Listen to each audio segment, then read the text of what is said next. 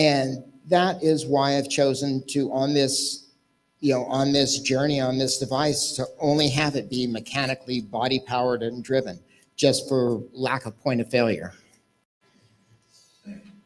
I mean,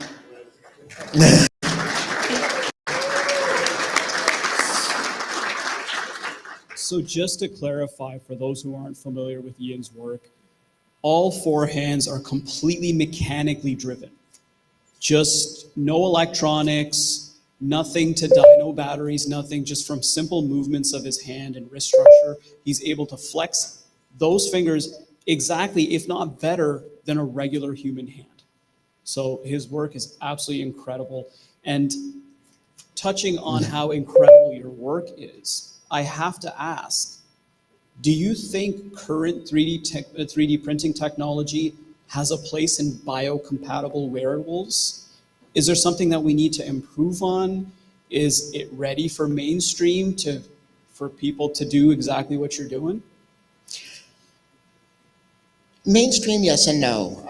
With the Creality ecosystem, I was able to iteratively create this forearm cuff without the use of CAD. I was able to, with the Ferret Pro scanner, scan my forearm and residual limb, take that, bring it into Mesh Mixer, chop off the ends, make a 3mm shell, then print that shell on the 3D printer, and then physically trim it to about the shape that I was looking for. Then take some EVA foam, super glue, cut it out into an ISO grid, super glue it onto this, and between scanning and printing, I was able to make this mechanical part without the use of CAD. CAD is a real barrier to entry for a lot of these things. And being able to sidestep that, build whatever your project is out of a more easily manipulated material, and then change it with 3D printing into a more durable and, I guess, economical, efficient material just through scanning and printing. That's a huge thing to come to the market in this ecosystem, even just over the last 5 years. Of course.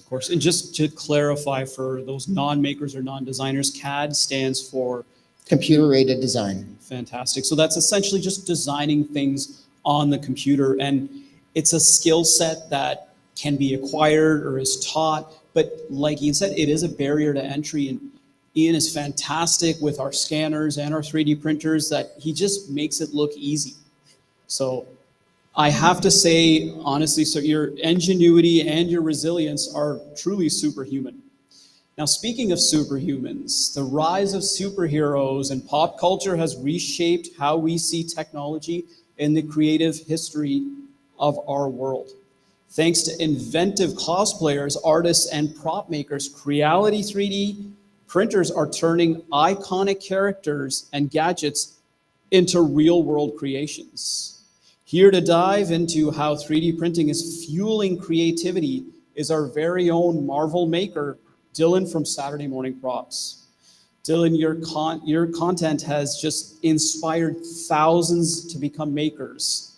You share skills, tutorials, and even insider tips that have made 3D printing a go-to tool for the creative and the nerdy alike. Tell us a little bit how your journey as a maker has happened and how Creality has fit into that journey. Well, they put me last after having this amazing panel up here. We have a laser physicist who made a Lamborghini, a professor at Purdue, and a guy who knows how fast a neuron tells your fingers to open. And I sand and paint really well. So it's a big thing to follow up. I wish the Lamborghini guy was last. And I know when they said cyborg, you looked at me, but I'm just trying to be as cool as him. No, but my name's Dylan. I run Saturday Morning Props. I teach on thank you. I teach on YouTube how to make different movie props and things like that, from all the way from Star Wars, Marvel, DC. But I also teach tips and tricks on how to get into 3D printing. When I first got into 3D printing, I knew this is what I wanted to make with it. I didn't even know that you could do the amazing things that they did. I was like, okay, yeah, I'm gonna make my first Mandalorian helmet, or make the Iron Man suits, because it was something that I dreamed of. when I got into this, I had used an CR10 to make that whole Iron Man suit.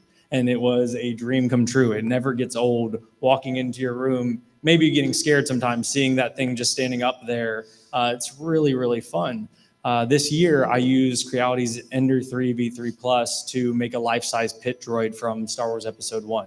And that was another dream come true. When I was so young seeing Star Wars Episode 1, you guys may not like the prequels. I love them. But there's a young Anakin working with droids, the first C-3PO you see. And seeing that, it's like always something that I dreamed of. And I may never took it to the level of, Purdue and laser physicists, but I still ended up with the droid in my room, all thanks to Creality and their large format printers.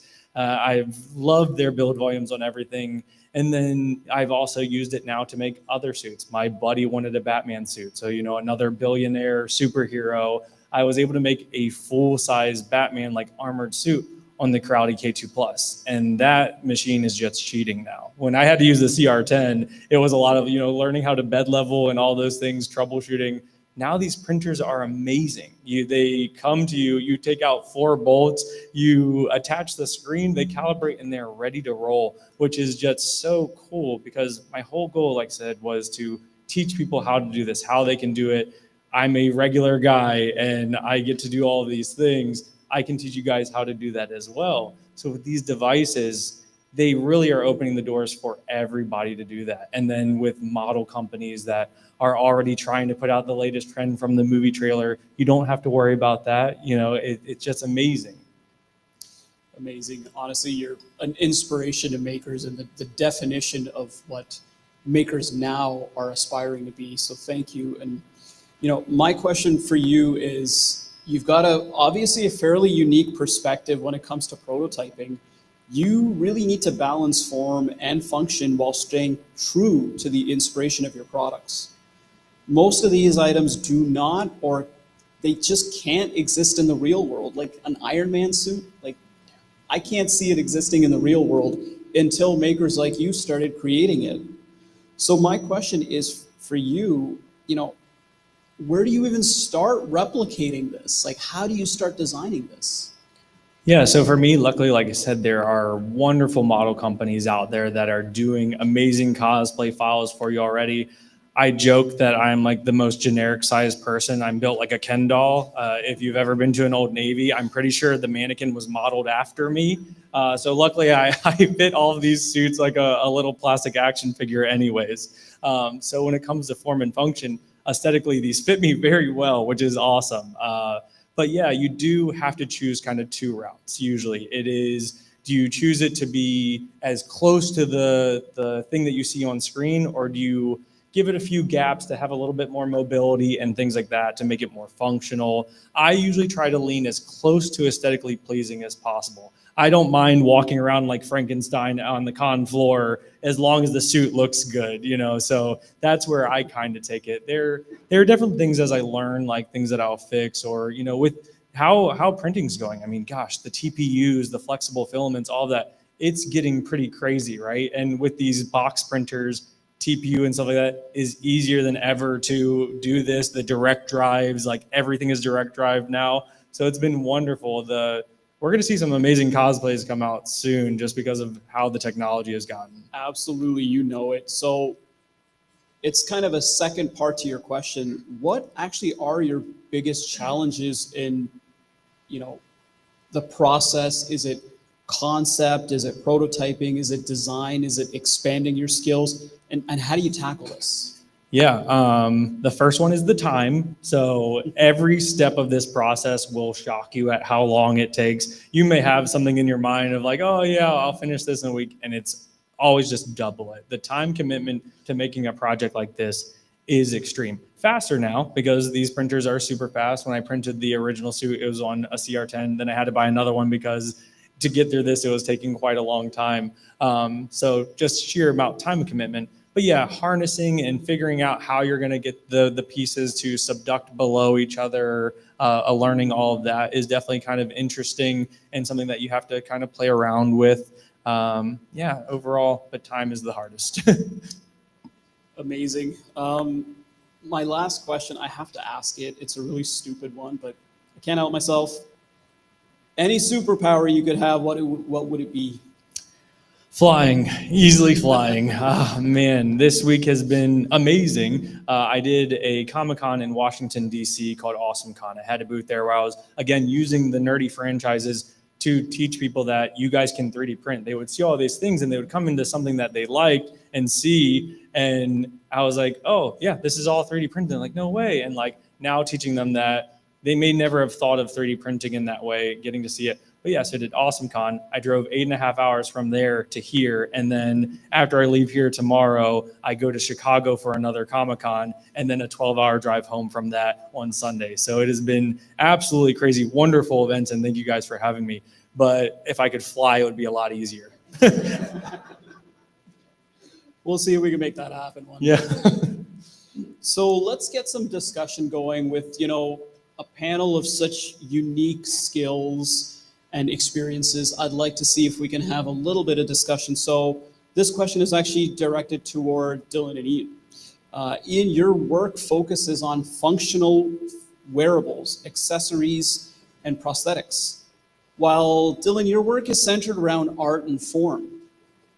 You may have heard about the many prosthetics initiatives that are being developed with 3D printers, attempting to balance this, especially those with electronics, sensors, lights, and even themed around superheroes. Where do you feel the 3D printing field will find its home in the wearables and the augmentation community? Are we actually headed toward a world with bio-augmentation? And how close do you think we are to people 3D printing extra prosthetic limbs for function or form to just enrich their lives? Let's start with you, Ian.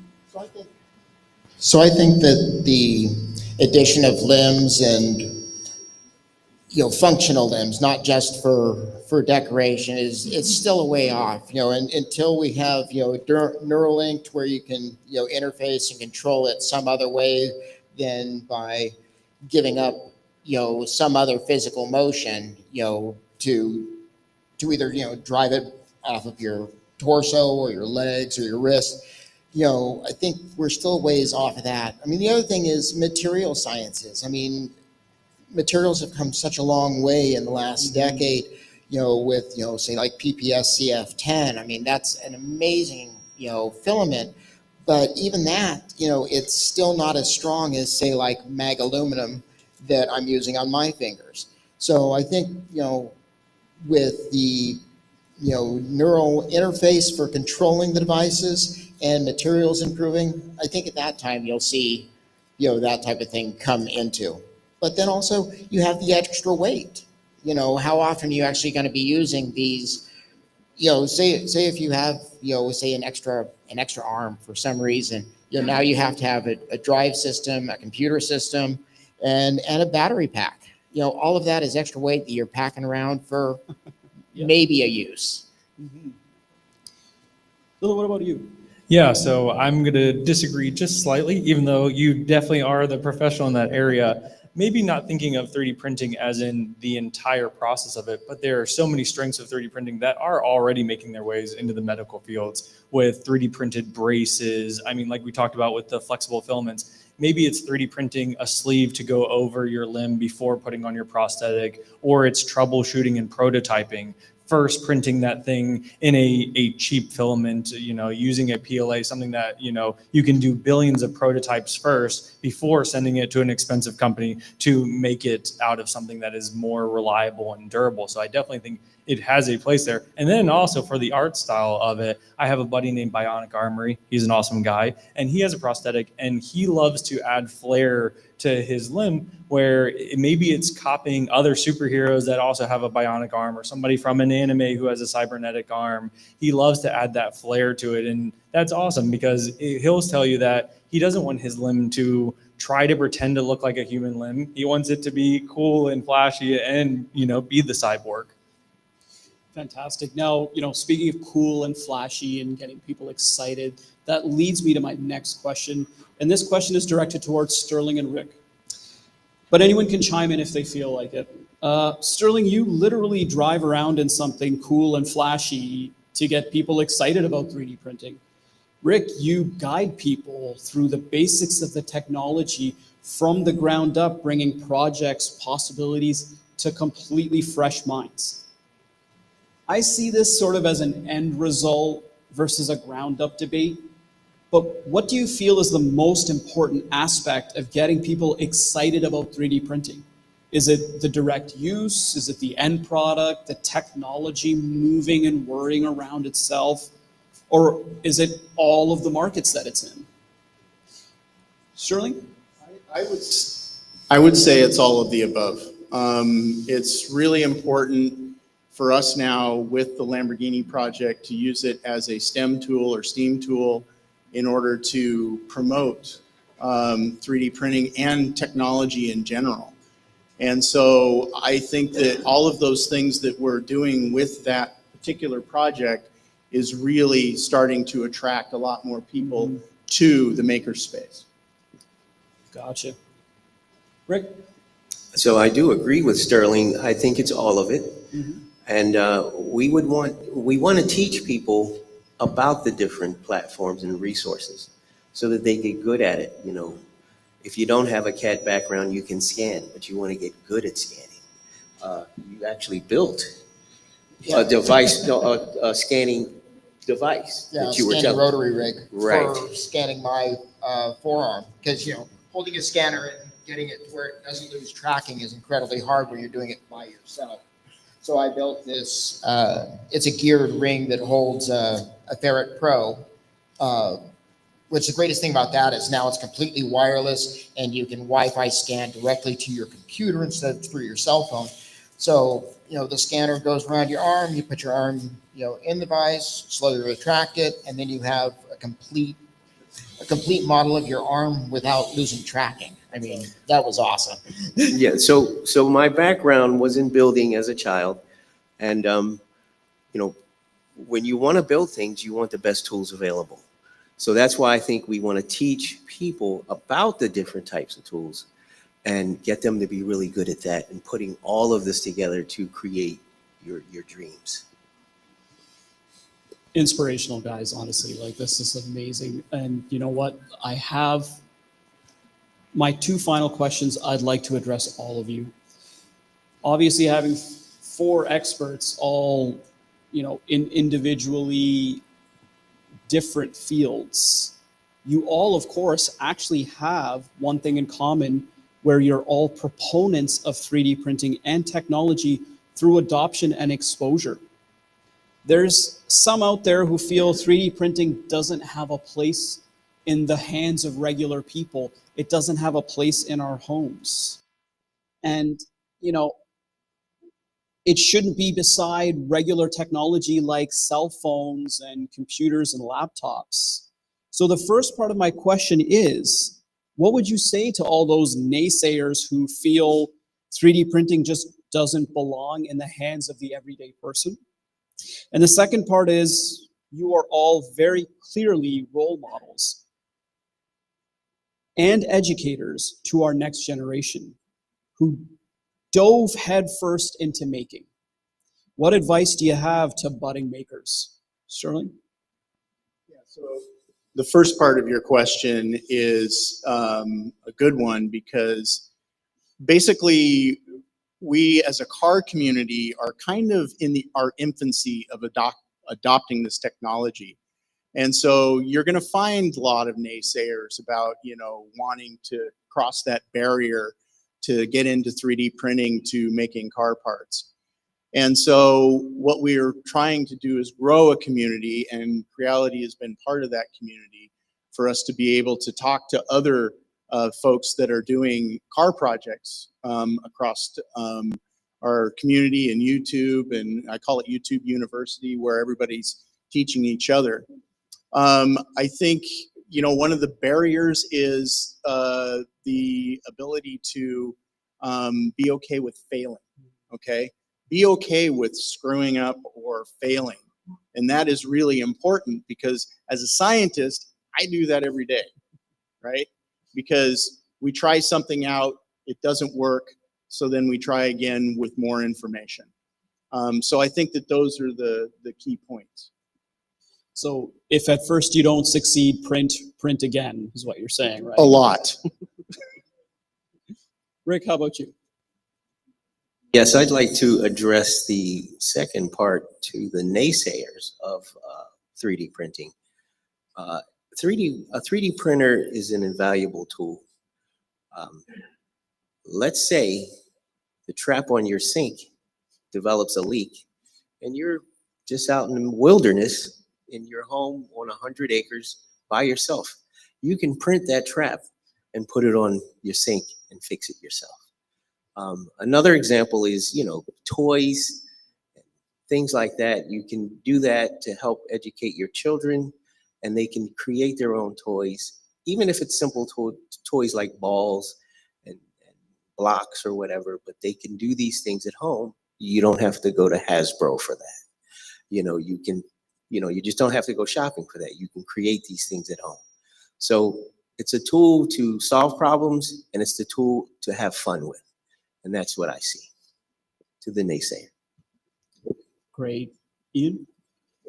So I'm going to have to agree with Sterling there, about the design and fail and design and fail. I actually, if you look at any of I think it was the 157 hand, it was early on, it was before this series of fingers, but I got to the very end. I'm 2,500 hours into this project. I start wearing it. I decide, oh my gosh, I hate this thing. And yet I have like 3/4 of a year and thousands of dollars invested in it. And it's like, well, that's going to live on the wall.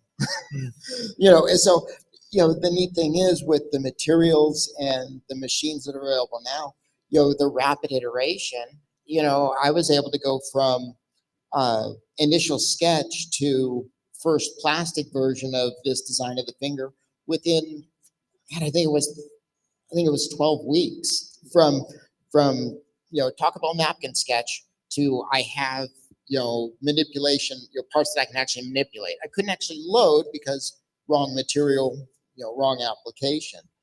But being able to iterate that fast is incredible.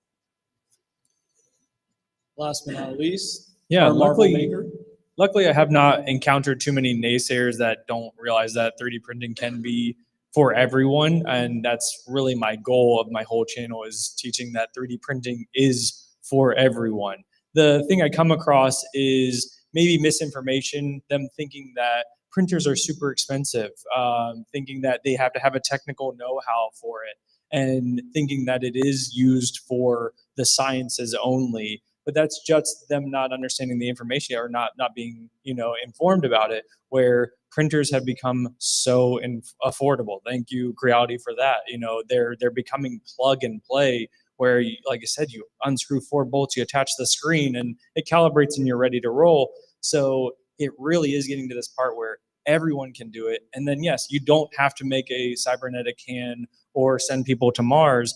You can organize your desk. It gets addicting, 3D printing whatever you like. If you have a Kindle and you want to go chill in the tub and you want something to put your Kindle up, somebody's probably already modeled a stand for you and you don't even have to think about it. Somebody's probably sliced it for you and is ready to print, just waiting for you. So give it a try. Try some of your local spaces like your libraries, or see if your schools have a program for you to give this a try. I think you'll be pleasantly surprised and enjoy the hobby. And then YouTube University, we will teach you everything. Come ask questions. The 3D printing community is a wonderful resource that is open and willing to talk to you about it. Fantastic. So to summarize, maybe tonight go out and buy a Creality and become a maker yourselves. Yeah. Gentlemen, thank you so much for taking the time to speak with us today. You represent the core values of everything Creality has worked so hard to support. We were absolutely honored to have you join us in giving these gentlemen a very big round of applause. A fist bump. Fantastic. As we grow and evolve, Creality's mission remains the same, making advanced, affordable technology accessible to every home. We're now aiming beyond mass adoption. strategically expanding into a variety of markets such as industry, healthcare, education, and the arts, of course. As our aspirations grow, so does our evolution. I'd like to bring Emil Ma, Head of Branding and Marketing, to explain more about our evolution. Emil?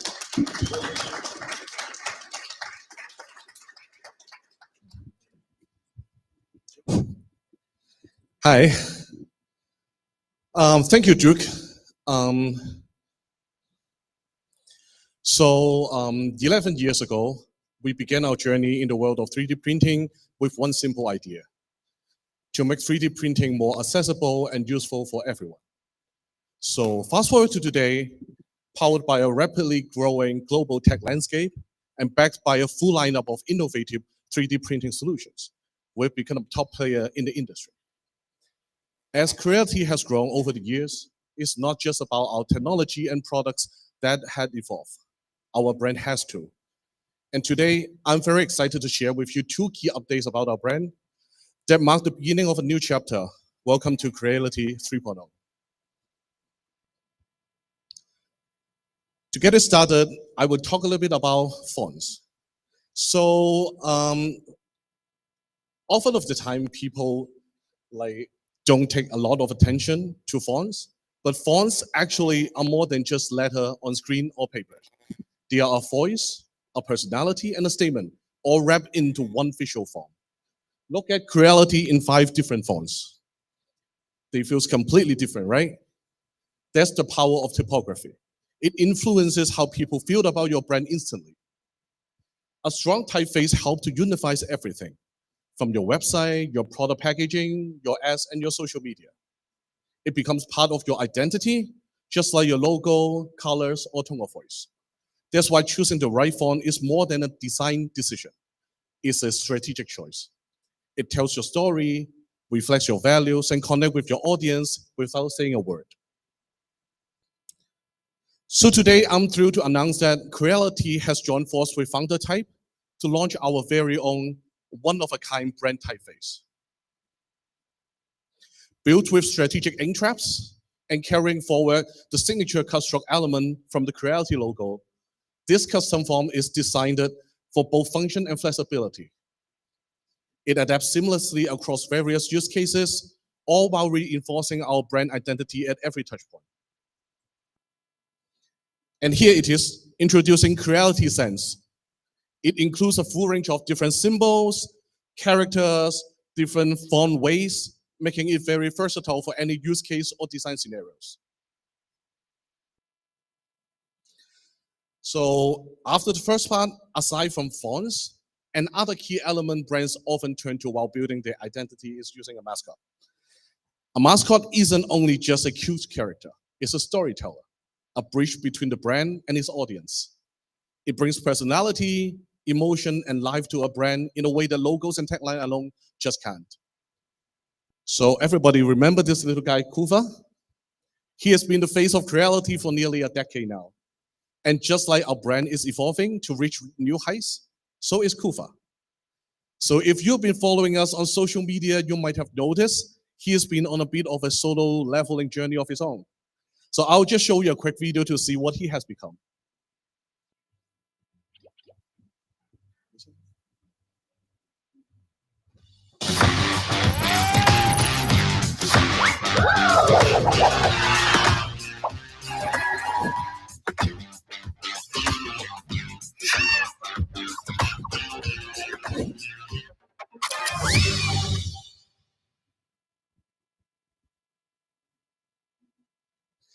As you can see, Kuva has evolved, now reimagined as a multifunctional, adaptive knowledge 3D engineering robot, or simply Maker. Maker features a bold, triangular frame inspired by the Creality logo, a center with a signature bright green finish. With a very expressive pixel-style eyes and mechanical nails, Maker brings personality, innovation, and a futuristic vibe to the brand. More than just a mascot, he also represents the spirit of every creator or makers. Adaptive, curious, and always pushing the boundaries of 3D printing. Maker will also be featured across a variety of exclusive merch and items. And everyone at this event will be among the first to get their hands on them. So just grab the swag bag at the registration counter that you come in on your way out, remember.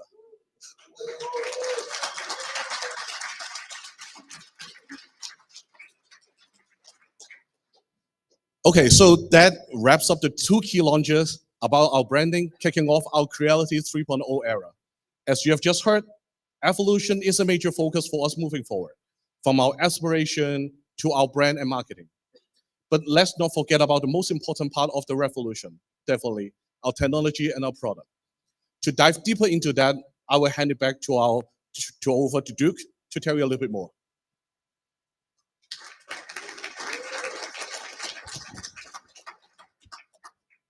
Thank you. Once again, Emile Ma, our head of branding and marketing for Creality. Thank you so much, Emile. Now it's time for the main event, a look at our products for 2025. And to begin, I'm here to introduce what we think will be a worldwide game changer and the newest addition to the Creality FDM portfolio. The K2 series of 3D printers, next-gen fleet for the next-gen maker. But before I actually get into the series, let's take a look at the flagship model, which started the K2 lineup, the K2 Plus. Our users wanted to push the boundaries of 3D printing into the next generation, wanting bigger build volumes, faster speeds, multicolor capabilities with engineering-grade filament compatibility. So we listened, we innovated, and we released the K2 Plus. Featuring AI technology, hyperspeed motion, powerful filament extrusion systems with multicolor and engineering material support. With a build size of 350 millimeters cubed, the K2 Plus was the most advanced machine we've ever released. And the world recognized that with the first releases selling out within just a few seconds. From there, the momentum only grew, with reviews and customer feedback flooding in. Our YouTube community unanimously agreed this machine was the game changer for Creality. It was the best Creality printer they've ever owned, producing outstanding multicolor prints easily, intuitively, and super fast. This machine was the new standard for 3D printers, but you don't need to take my word for it. Hear it for yourselves. Their flagship K2 Plus brings features from far more expensive printers into the realm of, oh, maybe I could actually buy that. The way that they've integrated this into an affordable, really high spec, really capable machine that's been working reliably for me. This one gives me more print volume, and it's also got potentially more upgradability too. I think this might be my new favorite printer. This thing is so big and so easy to use that you can just print anything on here. The hardware build quality is excellent. The surface quality and accuracy are impressive. The bed also heats up like really fast, surprisingly fast, given just how large the machine is. So very pleasantly surprised with that as well. I think it produces incredible prints, and it's going to be a very appealing option for a ton of people. This is the Creality K2 Plus. It's big, it's fast, and I'm loving it. You know, these reviews were absolutely fantastic to hear, but what really resonated with us was the colorful creativity crafted by this machine. Look at these stunning works of art.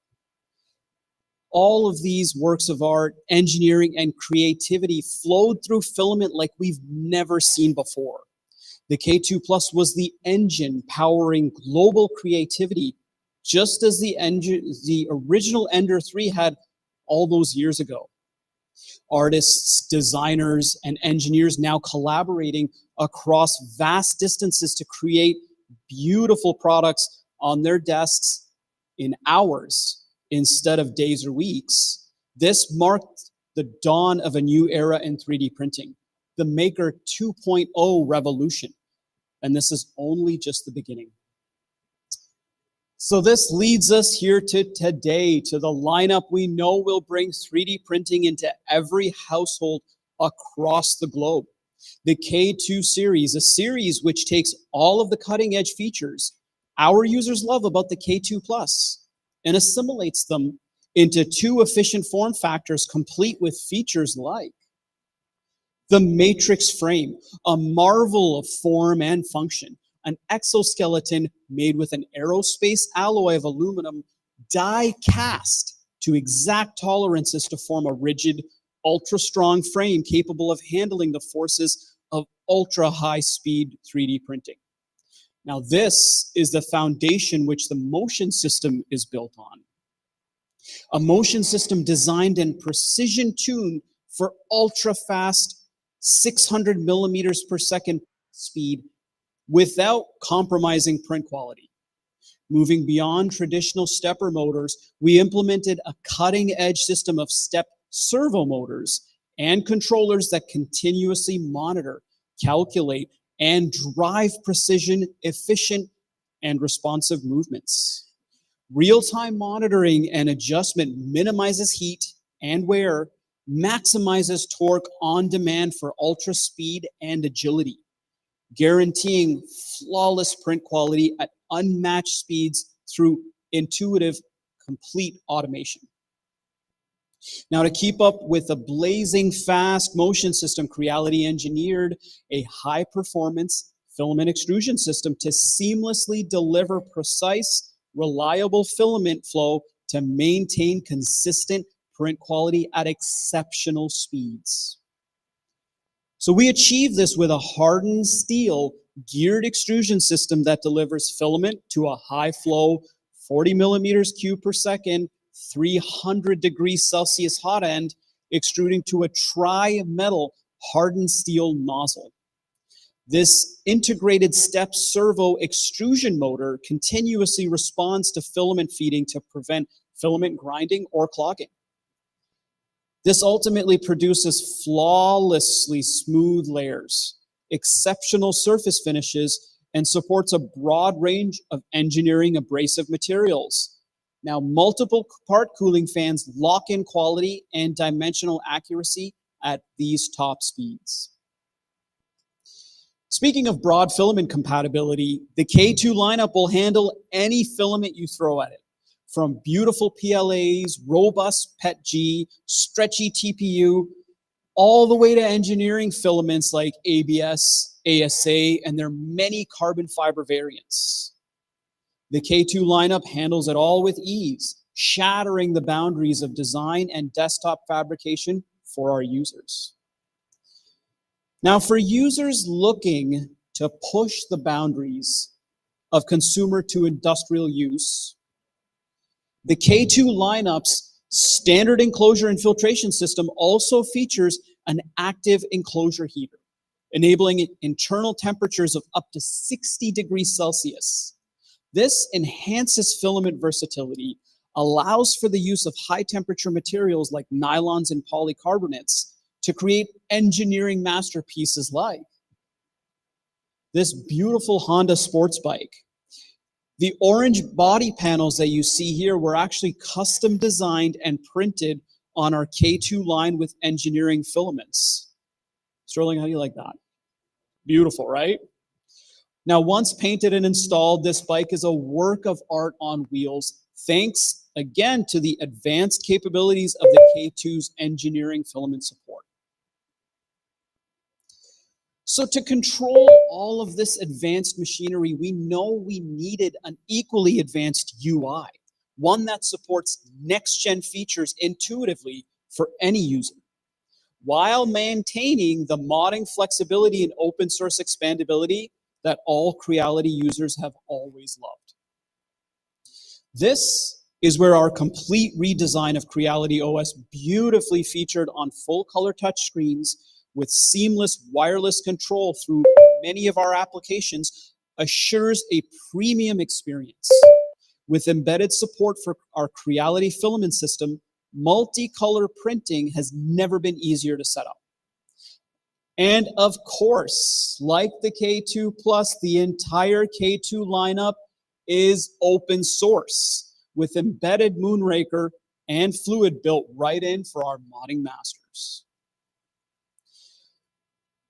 Intuitive control still wasn't enough for us. We wanted the K2 series to function nearly autonomously. And for this, we leveraged over a dozen smart sensors, dual cameras, advanced programming to build the K2 fleet's AI monitoring system. Automatic detection of print anomalies or failures will actually pause and notify our users remotely before any damage or waste occurs. Print with peace of mind. Or even watch your prints live while auto-recording time lapses of your beautiful creations. Now, for maximum speed and user experience through complex algorithms, the K2s not only fully self-calibrate, but they build in efficient programs like selective bed leveling, where calibration will only focus on the print zones for each run, drastically minimizing pre-calibration, making prints faster while ensuring flawless first layers and perfect bed adhesion. Just like the K2 Plus, the K2 variants include native compatibility with up to 4 separate CFS units. So we actually see the next generation of makers as artists, and supporting up to 16 colors of filaments will surely bring a lot of beautiful creations into our world. Now, let's meet the newest additions to the K2 lineup, starting with the K2 Pro. Powerful, precise, and production-ready batch build big with this ultimate helmet hero. Coming in at 60% of the original size of the K2 Plus, the K2 Pro boasts an impressive yet efficient 300Q build volume, an actively heated chamber powered by our advanced step servo motion rig and high-temp hardened steel extrusion system. Controlled by a perfected UI on a 4-inch color touch screen, this modern marvel can fabricate helmets easily in 16-color multi-material glory at blazing fast 600 mils per second speeds and 20K accelerations. Dylan, where are you? How do you like that? You're going to be printing a lot of helmets on this machine, eh? The K2 Pro is a prosumer option for makers still wanting all the bells and whistles and with a serious build volume. Now, what about our users who want something more streamlined, a reliable, efficient entry to multicolor enclosed printing? This is where we introduce the base model of our next-gen fleet, the K2. Smart, streamlined, and speedy, the perfect multicolor maker at a perfect price. The base model K2 is 40% of the size of the K2 Plus. It's for makers who just want a sturdy, reliable machine that will just print. With an incredibly efficient build volume of 260 mils cubed, all the speed and extrusion power of its bigger brothers. Let's not forget, also included is CFS support. This machine balances form and function beautifully for the ultimate entry into next-gen 3D printing. Now for the most important information you've all been waiting for. When can we get our hands on the next generation fleet of 3D printers? That's right. The entire K2 series will be available in Q3 of 2025, just a few short months away. Now, before I move on, I'd like to take a moment and thank the brilliant designers whose creations we honor to use during our presentations today. Let's give them a little bit of a round of applause. Fantastic. Now that you've seen our next gen FDM tech, let's take a look at our latest software, Creality Print 6.0, the next gen slicer. Now, to match our super speed machines, we've boosted the slicing speed by a factor of 3, bringing full plate multicolor slicing times down to just a few minutes. A massive leap in slicing efficiency compared to other